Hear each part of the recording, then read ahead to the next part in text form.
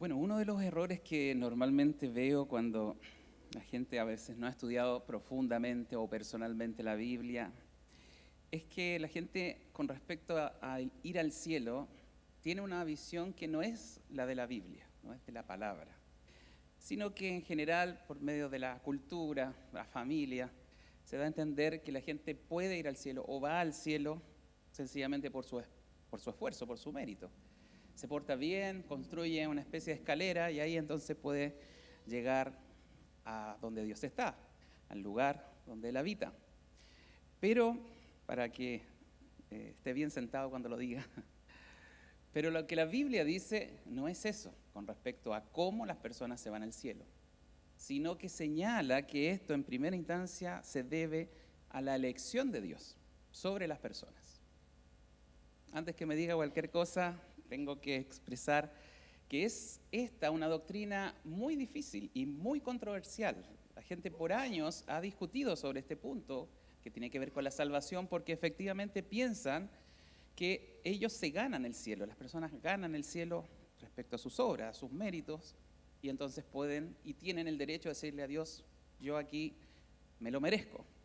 Aún también hay caricaturas, como usted va a ver, hasta en los dibujos animados, donde sale, por ejemplo, San Pedro ahí en la puerta, viendo su lista, chequeando su lista de cosas que ha hecho en la vida para poder acceder. Por eso que le digo, todas esas cosas que por cultura general, tal vez por información familiar, usted ha recibido, no se relacionan efectivamente con lo que la Biblia enseña de cómo las personas van al cielo. Y lo que vamos a hacer, porque el texto lo indica, es justamente antes que me ponga argumento y me diga, no puede ser, ¿dónde está mi libre albedrío? ¿Cómo van a ser así las cosas? Es que sencillamente deponga o quite de su mente cualquier prejuicio, cualquier idea que ya haya recibido sobre esto y sencillamente leamos la Biblia y exploremos no solamente con el texto breve que escogimos y que nos corresponde en el libro de Efesios, sino también le voy a dar algunos argumentos de otros textos de la Biblia para poder decirle que la Biblia enseña que es una elección divina por el cual la gente va al cielo. Así que a pesar de la dificultad que puede haber, o quizás en su mente va a ser un cortocircuito esta mañana, realmente necesito que se relaje, que respire, que vea lo que la Biblia dice. No mi opinión, no la opinión suya, no la de los demás, sino que cómo Dios expresa esta verdad en la palabra. Así que acompáñenme y abra su Biblia. Como ya sabe, estamos estudiando el libro de Efesios. Abra la carta o el libro de Efesios, de Pablo a los Efesios. En su capítulo 1 vamos a ver versículos 3 y 4 para desarrollar este tema. Y como lo hacemos habitualmente, puede levantarse de su asiento y vamos a leer juntos esos dos versículos, son breves. Y después vamos a orar para que Dios nos guíe en este estudio. Entonces Efesios capítulo 1, versículos 3 y 4 dice así: Bendito sea el Dios y Padre de nuestro Señor Jesucristo, que nos bendijo con toda bendición espiritual en los lugares celestiales en Cristo, según nos escogió en Él antes de la fundación del mundo, para que fuésemos santos y sin mancha delante de Él. Amén. Tome asiento, vamos a orar. Padre, te damos tantas gracias por tener un lindo sol, un buen clima en estos días, Señor, sabiendo que viene lluvia la próxima semana, pero te damos las gracias de poder haber concurrido a este lugar, que cada uno de los que ha llegado, Señor, ha sido también por medio de tu influencia, de tu dirección, y queremos una vez más compartir el sermón de hoy respecto de tu palabra, de cómo tú estableces claramente en tu palabra las cosas, Señor, que has decidido desde antes de la fundación del mundo. Yo te pido que una vez más guíes mi vida, guíes mis palabras, mis pensamientos, para poder ser fiel a ti, fiel al que escribió, al que inspiró estas palabras que escribió el apóstol Pablo, y que por supuesto nosotros queremos deleitarnos en ellas, gozarnos y entenderlas y aplicarlas a nuestra vida. Bendice, Señor, todo lo que vamos a comentar respecto de este tema, entendiendo que a veces nuestra mente humana, Señor, levanta argumentos contra tu palabra, Señor. Ayúdanos en la exposición y te pido que cada uno de mis hermanos, tanto los que están acá presencialmente, aún por las redes sociales, Señor, aún ellos puedan entender y puedan, Señor, certificar lo que tú has dicho. Te lo pido en el nombre de Jesús. Amén. Bueno, estamos en esta carta de Efesios que, como ya comenzamos hace 2 semanas, parte, como siempre, el apóstol Pablo con un saludo muy protocolar, un poco formal, que son los primeros 2 versículos. Ya estudiamos incluso hasta cada palabra que aparece en ese saludo. Esas palabras igual tienen su significado, también tienen mucho que enseñarnos. Pero pasamos ahora a lo que se conoce como el cuerpo doctrinal, porque el apóstol Pablo solía comenzar inmediatamente a declarar o a escribir acerca de conceptos cristianos, conceptos de la palabra, de la doctrina cristiana, y empiezan estos entonces a ser delineados. De hecho, nosotros reducimos a solamente 2 versículos, pero para un entendimiento más claro de toda esta cadena de cosas que él va a exponer, uno podría leer completo el capítulo, y lo invito a hacerlo, para que pueda entender en profundidad cada uno de los aspectos, porque es como una cadena de sucesos que él va a ir enseñando.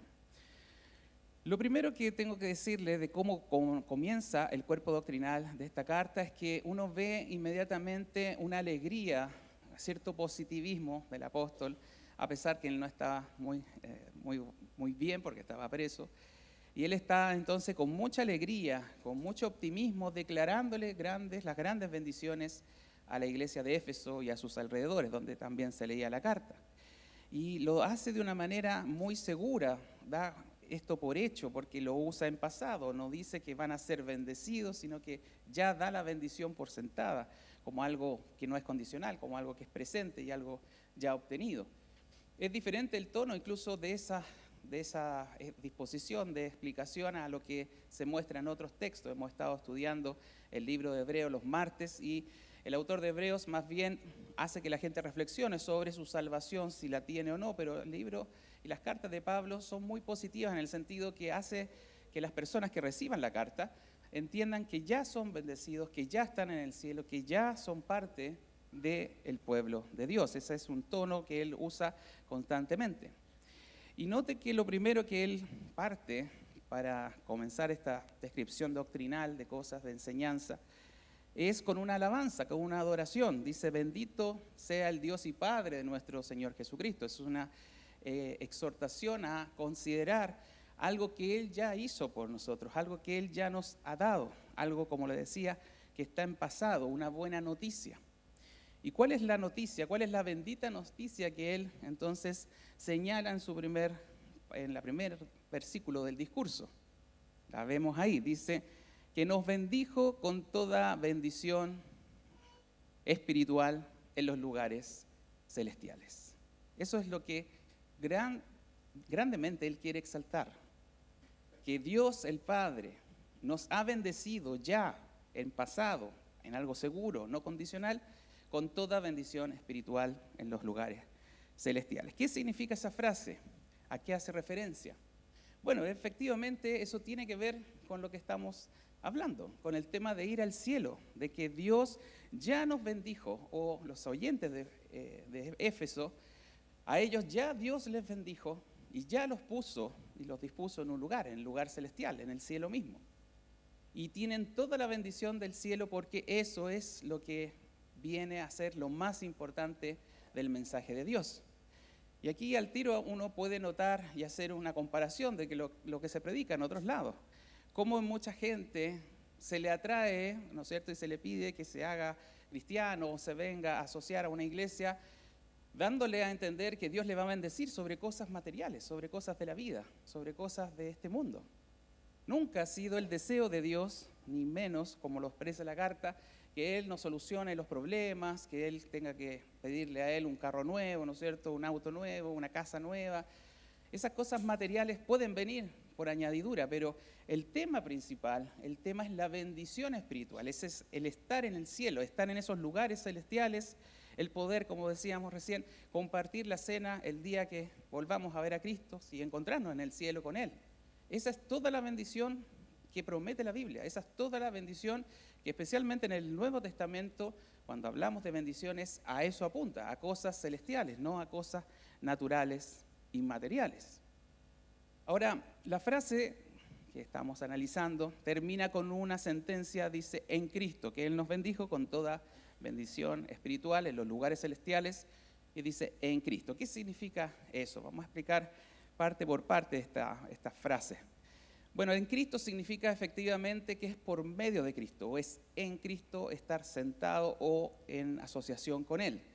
Hay más de 92 veces que aparece la palabra en Cristo en el Nuevo Testamento. Esa expresión en Cristo la usa fundamentalmente Pablo para decir que la razón por la cual usted va a estar en el cielo sentado en lugares celestiales es porque está en Cristo, es decir, está con fe unido a Él.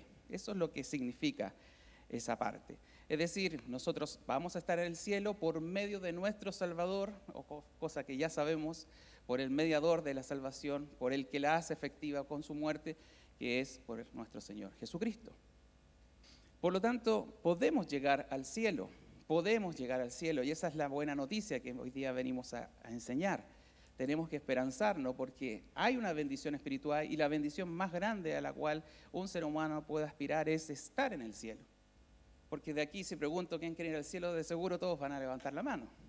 De hecho, cada vez que vamos a un funeral, lo primero que el curita hace es mandar a todos, ¿no es cierto?, al finadito en el cielo.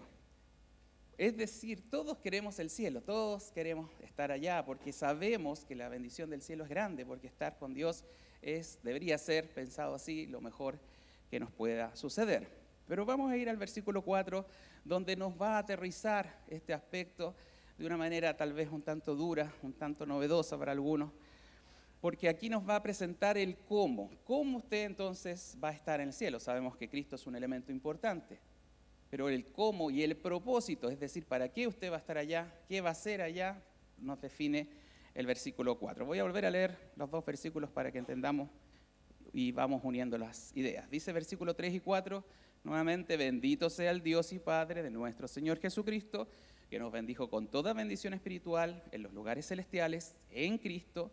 Y ahí viene el versículo 4, según nos escogió en Él antes de la fundación del mundo. Vamos a parar ahí un poquito. Si usted se pregunta entonces, ¿cómo se puede ir al cielo? ¿Cómo es que yo puedo estar allá? Me gusta la idea, me gusta, ojalá, conocer a Dios, a lo mejor comer la cena, como decíamos, con Cristo. ¿Cómo se va al cielo? Bueno, ¿qué es lo que dice el versículo? ¿Depende de usted? No. Según nos escogió. Y ese según nos escogió, adivine a quién apunta. ¿Quién es el que escoge? ¿Quién es el sujeto de la oración? Si lo analizamos gramaticalmente. ¿Quién es el que parte esta frase o estas frases que van en una cadena? A ver, ¿quién es el que escoge en definitiva? Dios. Porque es bendito el Dios y Padre de nuestro Señor Jesucristo que nos bendijo. Él nos bendijo y nos escogió para, antes de la fundación del mundo, para esos lugares celestiales. ¿Está entendiendo? El sujeto de la oración en todo esto es Dios y Padre, que como mediador tiene al Hijo Jesucristo, como el que hace la voluntad de Él y nos permite acceder al cielo. Ahora esta frase, usted me va a decir, pero es que no sé, no me pareciera que es un poco extraña, no creo que Dios pueda elegir, sería muy arbitrario. Empezamos entonces a levantar argumentos y empezar a poner nuestras propias ideas, nuestras propias percepciones, nuestro lado humano, a pensar, a razonar y a decir, Dios parece que entonces debería ser injusto porque puede entonces elegir a uno y el otro qué va a pasar, a dónde se va a ir. Bueno, yo sé que estas frases y estos aspectos son muy controversiales, como se lo decía, pero tenemos que en realidad hacer un poquito de análisis porque el tema de la elección es una doctrina, insisto, bíblica, no es algo inventado, está puesto aquí en estas líneas y hay muchos versículos que la respaldan. Y quiero hacer, para poder entender este concepto, que no se nos olvide nunca que Dios es el soberano, el dueño de todas las cosas, el que creó el universo, el que creó este mundo y por lo tanto Él tiene derecho, obviamente absoluto, porque es Dios y tiene el poder para hacerlo sobre su creación. Pero mucha gente argumenta que eso no debería ser, porque inhibe o anula la decisión humana, de dónde está el hombre que es capaz de decidir. Entonces tenemos que darle un poquito más de razonamiento a esto, porque realmente choca un poquito cuando uno dice no, entonces no depende de mi esfuerzo, no depende de mis ganas, depende de que Dios me elija. ¿Y qué pasa si no me elige? ¿Y qué pasa si me elige a mí y no elige a otro de mi familia, etcétera? Hay un montón de cosas que yo quiero que aclaremos, porque esta situación de la elección, de que Dios es soberano sobre sus criaturas, sobre lo que hace en este mundo, es así de claro y muy claro en toda la Biblia. Y quiero comenzar a darle algunas citas. Quiero comenzar a que usted abra su mente y entienda que así opera Dios, que Dios siempre ha operado según sus propias decisiones sobre este mundo. Dios no hizo el mundo, no lo creó y lo echó a rodar y dijo, bueno, allá que se arreglen allá abajo y vean cómo lo hacen, porque yo ya les di lo mejor que tenía. No, la Biblia y el concepto teísta de Dios hace que Dios se involucre en su mundo, que esté siempre metiéndose, involucrando, interviniendo en este mundo para tomar decisiones, para que el mundo tenga un devenir, ¿no es cierto?, un futuro, una planificación que solamente Él conoce y la está mostrando muchas veces. Y quiero que vayamos a entender esto desde el Antiguo Testamento, para que entienda que esto de la elección, de que Dios interviene, que Dios elige personas, que Dios establece planes con las personas, no es una idea mía, del predicador, o solamente del apóstol Pablo. Está en toda la Biblia. Y quiero que vayamos al Antiguo Testamento, especialmente por Génesis, el primer libro de la Biblia, para recordarle, no sé si puede buscarlo, pero que note en Génesis capítulo 6, versículo 8, ¿qué pasó con la historia de Noé? Ahí tenemos un ejemplo y un paralelo muy interesante, porque si usted recordará, la Biblia enseña que luego de que la maldad, capítulo 6 de Génesis, la maldad abundara en la tierra, ¿ya? Dios decidió eliminar y destruir a todos los seres vivos, incluyendo a gran parte de la humanidad. Pero dice el versículo 8 que Noé halló gracia a los ojos de Dios y le pidió que hiciera un arca. Conocemos la historia del arca, no quiero repetir cada uno de esos pasajes. Pero solamente, gracias a eso, 8 personas entraron en ese barco y se salvaron. Ahora, con respecto a la elección, usted diría, bueno, ¿por qué Dios no hizo las cosas de otra manera? Sí. ¿Por qué no se levantaron ángeles por todo el mundo y fueron a explicarle a cada persona que Dios había mandado a hacer un diluvio? ¿Y por qué cada uno de ellos no eligió hacer un barquito o construir un barco grande y ahí todos entrar? ¿Por qué no pasó eso? ¿Por qué no Dios desde el cielo, con una voz estruendosa y muy clara, haya anunciado que venía un diluvio y dejar que las personas escogieran y eligieran si se salvaban o no, si tomaban acciones para mitigar esa destrucción o no? ¿Por qué no fue así? ¿Por qué? Porque Dios elige, y Él elige como Él desea, y hace las cosas que están en su prerrogativa, en su soberanía, en su capacidad de gobernante de esta tierra, para decidir cómo hacerlo y qué hacer. Y entendemos que Noé halló gracias a los ojos de Dios, y aún en su tiempo, cuando él estaba haciendo el barco, muchos vinieron a burlarse de él y a no creer en el mensaje que él había recibido. Si hubiesen creído, también se habrían salvado, podrían haber ayudado a generar el arca y a entrar en él. Pero vemos, hay aquí un paralelismo muy importante con lo espiritual de la salvación eterna, porque ellos no quisieron escuchar, ellos no creyeron a la voz de este proyecto, digamos, de un profeta que fue Noé, en el sentido de que nadie quiso escuchar su mensaje y solamente 8 personas se salvaron de esa destrucción. Por lo tanto, ahí vemos cómo Dios opera. No lo da optativo, sino que Él decide efectivamente quién va a lograrlo y cómo lo va a hacer, y da los medios y provee la diligencia para Noé y su familia, provee la astucia, la inteligencia para que logre entonces construir el barco y salvar a 8 personas dentro de la humanidad. Por lo tanto, no es a nuestro deseo, no es como nosotros queramos, es como Dios ha ordenado las cosas. Avancemos un poquito en Génesis para mostrarle otro ejemplo que siempre llama la atención.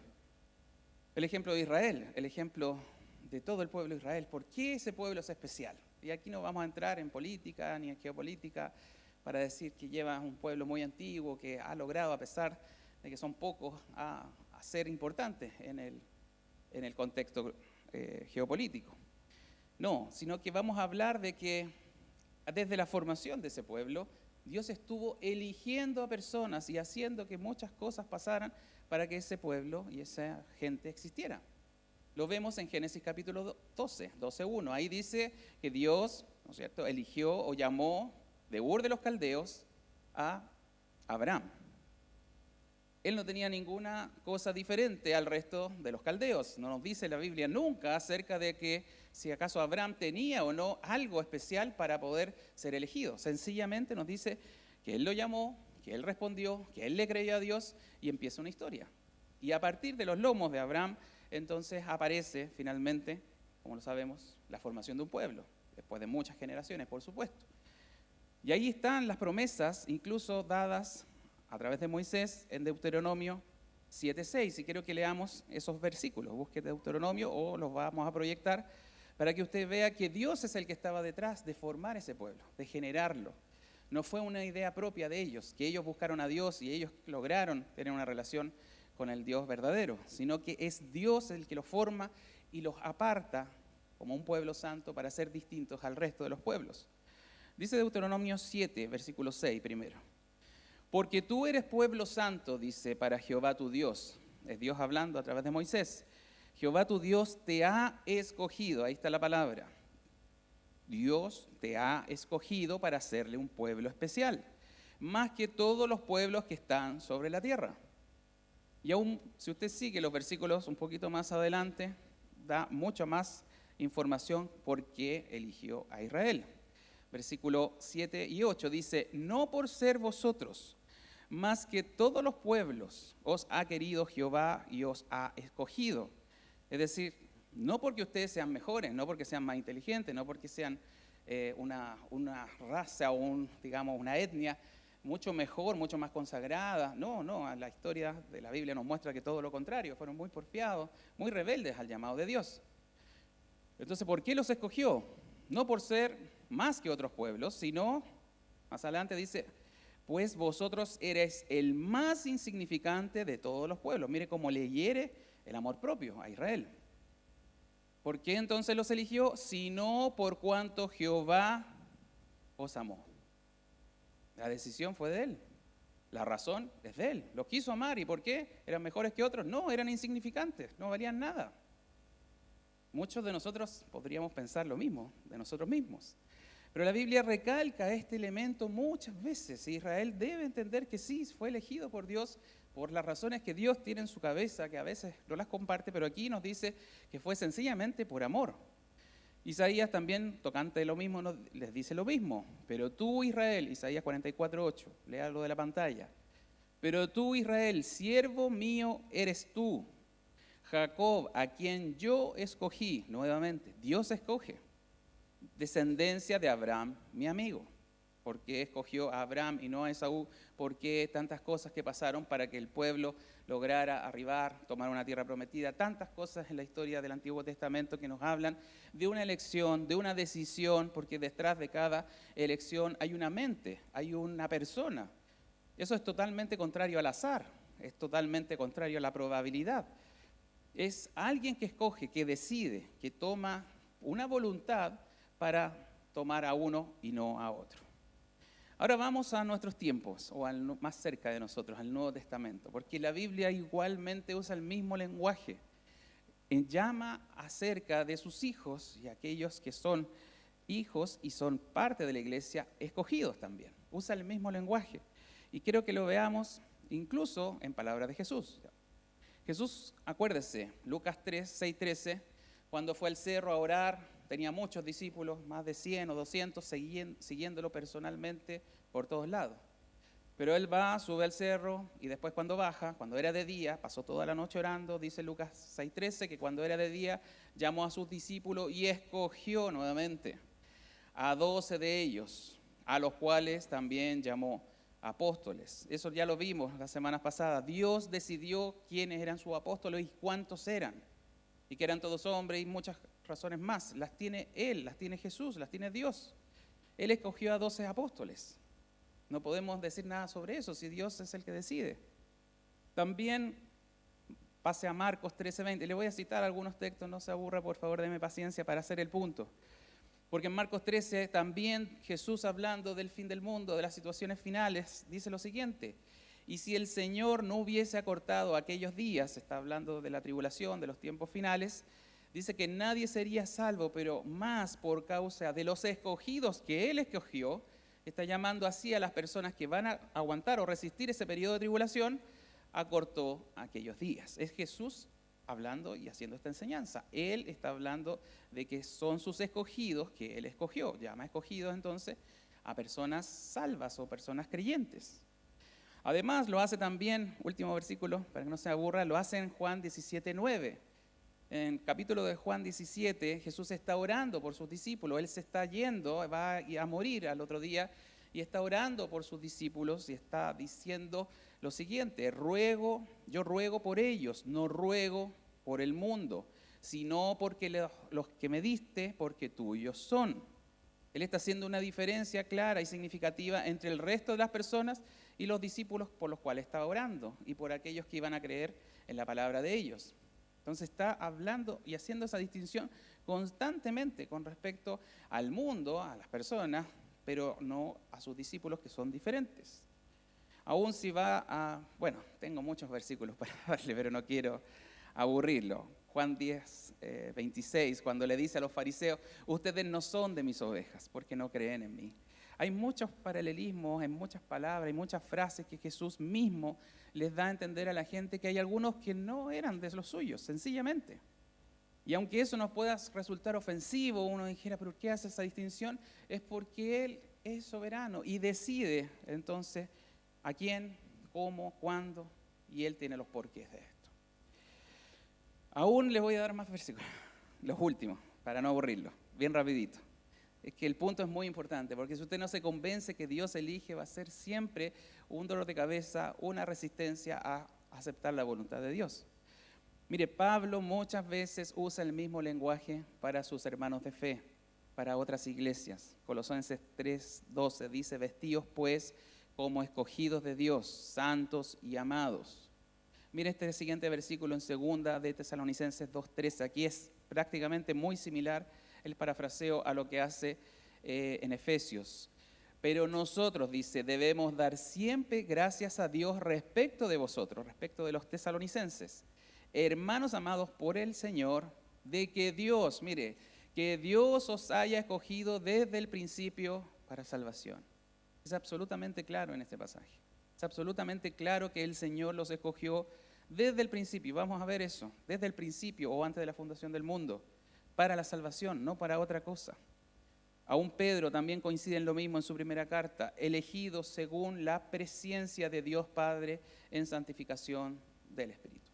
Y así hay un montón de textos que no quiero, insisto, aburrirlo. Pero aquí hay un punto establecido y quiero ser claro: que la elección es de la Biblia, es una doctrina bíblica, sale una y otra vez, y a pesar de que a lo mejor pueda doler en su orgullo propio, o incluso como le decía a los israelitas, ¿por qué fueron ellos el pueblo escogido? Bueno, eran el pueblo insignificante, así lo dice la Biblia. No eran por sí mismos algo, pero Dios los ha protegido y los ha sostenido en el tiempo. Y así también va a ser con nosotros. Y aquí vamos a pasar a ir a la segunda parte, o a la parte final de esta frase, cuando dice: antes de la fundación del mundo. Porque usted podría decir: es que yo a veces venía a la iglesia desde chiquitito, me traía a mi abuelita y yo creí, y alguna vez oré, y alguna vez escuché a un predicador y que habló tan bonito, y entonces de ahí empecé a venir. La Biblia está diciendo que nos escogió Dios, según su propio criterio, desde antes de la fundación del mundo. ¿Qué significa eso? Hay dos cosas muy importantes en esa verdad. Y en Tesalonicenses nos dice desde el principio para salvación. Es que usted ni siquiera existía, nadie de nosotros estaba, cuando Dios ya decidió escoger a unos y no a otros. Mire la trascendencia que tiene esta verdad. Y nuevamente su mente va a argumentar: pero no puede ser posible, ¿cómo antes que...? Sí, desde el principio, como dice Tesalonicenses. Y aquí dice: antes de la fundación del mundo. Son aspectos que son muy similares, son sinónimos. ¿Sinónimos de qué? Antes que las cosas existieran, antes que fuese creado el universo, cuando no había tiempo, no existía el tiempo, es decir, estaba solamente la Trinidad, estaba solamente Dios. Ahí ya Dios decidió y ya vio la película de todo el mundo, vio la película de todas las personas y dijo: este sí, este sí, este sí. Mire lo que significa eso, que Dios lo haya escogido desde antes de la fundación del mundo y que haya decidido un destino para cada uno de los hombres. Es demasiado grande, tenemos una mente muy chica, muy finita y muy cuestionadora de las decisiones de Dios. Pero eso es lo que dice la Biblia. Entonces cuando usted dice, no, es que yo creí, es que es la mitad de la historia, esa es la parte suya, la que conoce, que un día fue a una iglesia, que un día creyó, pero ¿quién condujo todos esos elementos para que eso se produjera? Es Dios en su soberanía. Y es antes de la fundación del mundo. ¿Por qué? Porque también hay algo importante en eso, porque su salvación y la elección es eterna. Porque si se hizo antes del tiempo, entonces va a permanecer después del tiempo. Después de este paréntesis que se llama universo y humanidad. Eso es la eternidad. Mire, hay conceptos, no quiero entrar en tanto detalle, pero hay conceptos muy importantes. La eternidad no es un tiempo indefinido como a veces pensamos. Es un lugar donde no hay tiempo. Eso es la eternidad. Entonces, si Dios antes que existiera el tiempo lo eligió, entonces usted después del tiempo también va a existir. También va a permanecer. Y es increíble que lo piense así. Qué mente poderosa tiene Dios para haber prescrito todo lo que iba a pasar en este mundo y aún en su vida. Ese es Dios, de ese es el Dios que estamos hablando, ese es el Dios que declara la Biblia. Por lo tanto, hay cosas que la Biblia enseña que a lo mejor nunca las había escuchado y había escuchado otras ideas, otras, vamos a decirlo así, mentiras, porque no es así como se va al cielo. Y quiero terminar con la última parte del versículo 4, que nos habla del propósito de la elección. ¿Para qué usted fue elegido? ¿Para qué? A veces la gente se pregunta. Bueno, lo dice el versículo claramente. Fue, según nos escogió, dice, antes de la fundación del mundo. ¿Para qué? Para que fuese santo y sin mancha delante de Él. Ya que hay algo muy hermoso también, muy importante, porque también quita la idea que la gente tiene del cielo. El cielo es un bonito paraíso celestial, es el Caribe en el cielo, tomando piña colada, no haciendo nada, ¿no es cierto?, echados en una silla. No, Él lo quiere ahí porque quiere que usted sea santo y sin mancha, y compartir con Él, que es una persona santa y sin mancha, y que no tiene pecado. Por lo tanto, hay una razón, que es justamente desde que llega a su vida es cambiarlo, es mejorarlo para que llegue al cielo. Y por eso suceden tantas cosas en nuestras vidas cristianas. Por eso es que Dios nos mueve internamente, por eso es que hay cambios. Es un cambio transformador. Desde que llega a nuestras vidas ya empieza a prepararlo para el cielo. Porque ese es el propósito final, estar con Él en un lugar santo donde Él habita.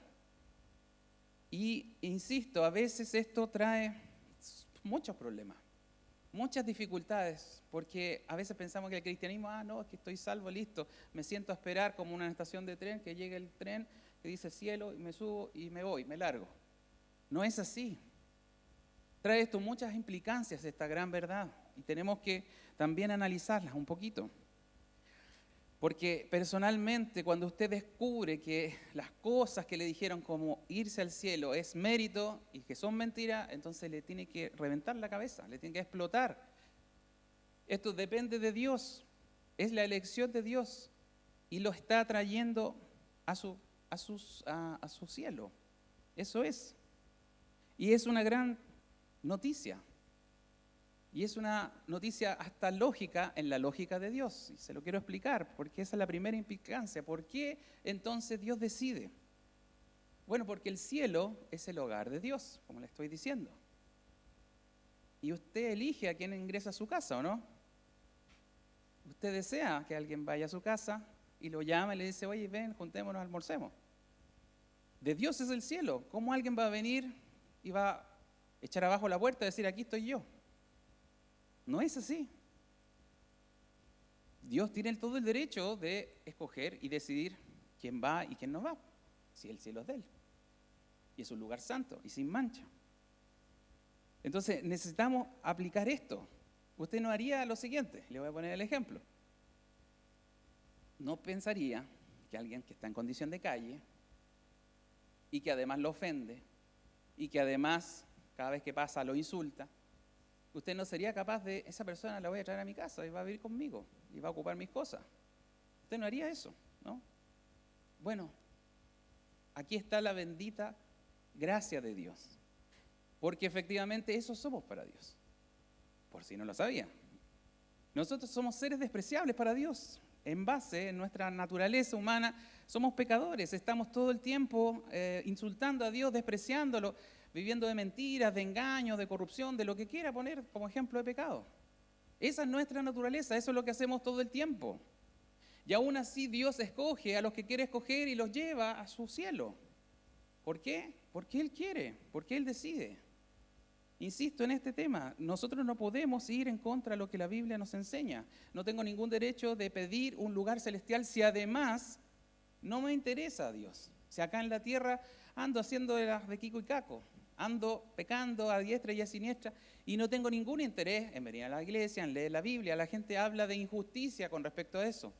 Pero lo cierto es que nadie va a ser forzado para ir al cielo, sino que Dios tiene que elaborar y tiene que hacer un cambio en nosotros para llevarnos al cielo. No sé si va entendiendo esta dinámica que Dios escoge, que es lo que nos está diciendo estos versículos. Dios no es injusto en esta elección, porque Él da gracia al que quiere regalarla. Y recordemos el concepto que se vio la semana pasada. ¿La gracia qué es? Es un regalo inmerecido. Nadie se merece, ¿no es cierto? Como le daba el ejemplo, un pordiosero que insulta, que habla mal, que ensucia. No se merece entrar a mi casa. No tiene derecho de exigir que yo lo deje entrar. Nosotros eso somos. Somos suciedad, somos hombres que están perdidos en muchos pecados. Y Dios decide tomarlo, lavarlo, limpiarlo y capacitarlo para que esté con Él en el cielo. Y eso es gracia, eso es un regalo, eso no lo merecemos, ciertamente. Y además, lo más característico de un regalo, lo más importante de un regalo, que el regalo es voluntario. La característica de los regalos es que son voluntarios, a diferencia del premio, que está establecido en base a un mérito. La gracia es un regalo inmerecido, pero es voluntario. Entonces, si Dios decide ser bueno y misericordioso y llevar a algunos de esta tierra al cielo, entonces no veo injusticia en eso, sino que veo gracia y amor por los que Él quiere. Charles Spurgeon, un predicador del siglo XIX, hace un ejemplo parecido con respecto a que si hay un hombre rico, donde van 10 pordioseros a pedirle limosna, el hombre rico no tiene ninguna obligación de abrir la puerta y darle algo. Si no lo hace a ninguno, no es malo por eso, sino que está en su decisión. Ahora, si el rico le da a 1, a 2, a 3, a 9 o a todos, es su decisión. Y es bueno y alabado sea por uno que le da, como a 9 o a 10 que le da. Eso habla de misericordia, eso habla de amor. Pero nadie está obligando al rico a dar al menesteroso o al pordiosero. Así como Dios no tiene ninguna obligación con sus seres que ha creado, pero que le han sido infiel y que lo han dañado y que lo han escupido en la cara para llevarlos al cielo. Por lo tanto, tenemos que considerar esta doctrina profundamente. Tenemos que pensar por qué Dios, en su omnipotencia, en su pensamiento, decidió tomar a algunos y no a otros. Como le digo, a veces la gente entiende es que me enseñaron, me dijeron, la Biblia, yo hice una oración, pero es que esa es la parte humana que nosotros vemos de la historia, pero no vemos todas las cosas que Dios ha hecho para que hoy día usted crea, para que hoy día esté en este asiento y escuche este sermón. Dios es el dueño y soberano que arma las cosas para que al que elige lo atrae hacia Él. Jeremías dice, con cuerdas de amor, con lazos de amor, te he atraído a mí. Y eso es la decisión de Él. Ahora son muy buenas noticias para nosotros, por supuesto, y deberíamos estar alegres. Porque cuando Jesús dice, por ejemplo, ninguno puede venir a mí si el Padre que me envió no le trajere, y yo le resucitaré en el día posterior, es porque realmente es así. Ninguno puede ir a Dios. Ninguno puede ir. No puede nadie ir a Jesús, sino el Padre que envió a Jesús lo atrae. ¿Y cómo tenemos que reflexionar en lo personal? Y aquí vienen las preguntas más íntimas de esto. ¿Cómo puedo saber si soy un escogido? Yo creo que a lo mejor alguno ya se lo está preguntando. ¿Cómo puedo saber si Dios me escogió? Quiero solucionar este dilema. Bueno, tienen que empezar a preguntarse qué es lo que hay por dentro suyo. ¿Cómo es su relación con Dios? Si está adquiriendo deseos de venir, ganas de escuchar de la Biblia, si está de a poco no sintiendo deseos, ya está hastiado del pecado, de la vida antigua que tenía, si usted empieza a decir, yo de alguna manera ya las cosas del pasado no me satisfacen, no me siento bien en eso. Hay algo que Dios está haciendo en su vida internamente, eso es. Y no lo piense mucho, no le dé tantas vueltas. Si Dios está cambiando su interior de una manera silenciosa, a veces poco incluso definida, pero que usted se da cuenta que hay una atracción a las cosas de Dios, al escuchar de Dios, al leer la Biblia, a hacer cosas que antes no hacía, y usted se ve diferente al resto. Y ahí está el tema, que Dios nos ha llamado a ser santo. Acuérdese que santo es ser diferente, ser apartado, ser otro. Algo ya no encaja con el molde del mundo, no encaja con el molde de los amigotes. Ya no quiere la tomatera, farra, esas cosas ya no le traen ningún beneficio. Ni siquiera lo siente necesario, empieza a cambiar de amigo. Es que Dios está en su vida, es que Dios lo está llamando. Y aquí tiene que venir entonces esa reflexión final, que a veces a muchos también abruma. ¿Por qué yo? ¿Por qué Dios me eligió a mí? Le puedo decir que la Biblia nunca da la respuesta de por qué Dios elige, excepto que elige por amor. Dios se lo está llamando, si está sintiendo ese deseo, si está dejando de pecar, si hay algo que lo invita y lo atrae a este lugar, o a la Biblia, o a cambiar, o a ser diferente, es porque Dios está en su vida. Y alégrese por eso. Y es porque Dios lo miró, así como miró al pueblo de Israel, como el más pequeño, más insignificante de todos los pueblos. Dios lo llama a usted. Y eso sí nos dice la Biblia. Que Él no quiere que nadie se enorgullezca, que no quiere que nadie venga a decir yo me merezco el cielo. Por eso lo hace así, porque su gloria y su honra nunca va a ser comprometida. Y eso lo deja claro en algunos pasajes. Si Él desea llamarlos, qué bueno. Yo no sé por qué, así como una persona en una frutería va y escoge 10 manzanas de un cajoncito, yo no sé por qué escogió las 10. Solamente vi su elección, que tomó 10 y no tomó todo el cajón. Pero ¿por qué lo hizo? La persona lo sabe. Dios sabe exactamente por qué lo eligió a usted y no a otro. Pero sí le puedo decir es para que no se enorgullezca.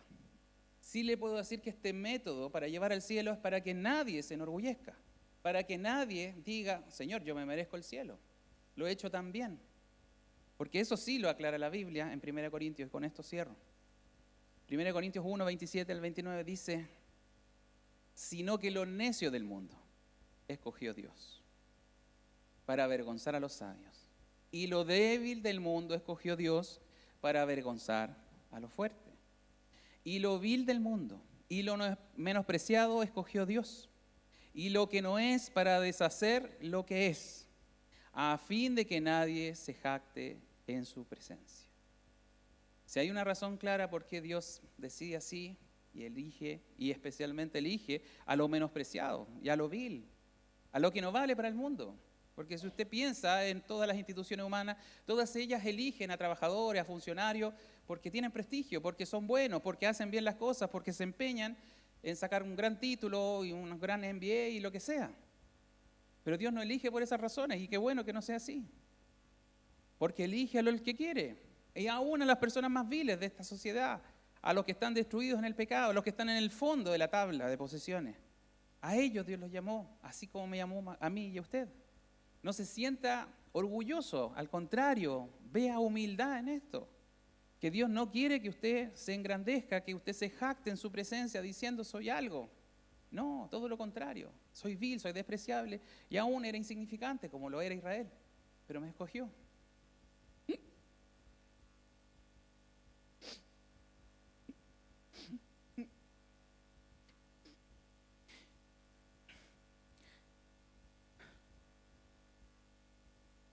Así que esta gran verdad, hermanos, quiero que lo analicemos, que nos haga humilde, que nos haga sensible a lo que la Biblia dice acerca de cada uno de nosotros que hemos sido llamados. No somos mejores que otros, no tenemos talento, no tenemos dones especiales, ni inteligencia siquiera, es sencillamente porque Él nos amó, porque Él desea que estemos en el cielo. No lo merecemos, nadie lo merece. ¿Estamos de acuerdo en eso? Todos somos despreciables, todos hemos hecho la vida a nuestra pinta. Pero Dios quiso tomarnos y no solamente escogernos antes de que las cosas existieran, antes que ustedes nacieran en este mundo, sino también para ser transformados, para ser cambiados y ser santos y sin mancha delante de Él. Y lo va a hacer perfectamente en el cielo. Por ahora estamos en este trabajo y para eso escuchamos su voz, para eso nos reunimos. Pero qué gran noticia saber que hemos sido llamados, que hemos sido escogidos. No le dé tanta vuelta, sino que no resista a Dios, sino que invítelo cada vez más a que le modifique su vida, que le saque toda la escoria y basura que aprendió del mundo y que no le sirve para nada. Porque si es escogido, entonces ya tiene el cielo, ya lo bendijo y ya lo puso en los lugares espirituales, sentado al lado de Cristo. Y ya tiene un lugar en esa cena espiritual, en esa cena en el cielo. Y tenemos que agradecer y tenemos que convencernos y seguir creciendo a través de lo que la Biblia nos enseña. Así que oremos para poder agradecer este tiempo. Padre Santo, te doy gracias por tu palabra una vez más. Somos, Señor, personas que sencillamente tienen que deponer todos sus argumentos y toda su altivez para recibir humildemente lo que tú dices. Señor, nosotros no sabemos, no podemos entender tu gran mente, no podemos conocer tus pensamientos, porque sí, como son más altos los cielos que la tierra, así son tus pensamientos más altos que nosotros, Señor. Pero tú, Señor, muestras directamente a cada uno en su interior, en lo personal, esa necesidad de acercarse a ti, Señor, que lo veamos cada vez más claramente y que crezcamos, Señor, por medio de esa elección que tú has hecho para nuestra vida. Bendigo, Señor, esta palabra, Señor, que siga calando en nuestras vidas, Señor, que siga haciéndonos sentir que tú, Señor, estás palpitando, que estás viviendo, que estamos en Cristo, porque nos hemos unido por la fe a Él, Señor. Y sigue, Señor, en todo este estudio de Efesios, Señor, aclarando y explicándonos tu palabra. Te lo pido todo en el nombre de Jesús. Amén. Póngase de pie, vamos a cantar una canción alusiva a lo que hemos conversado.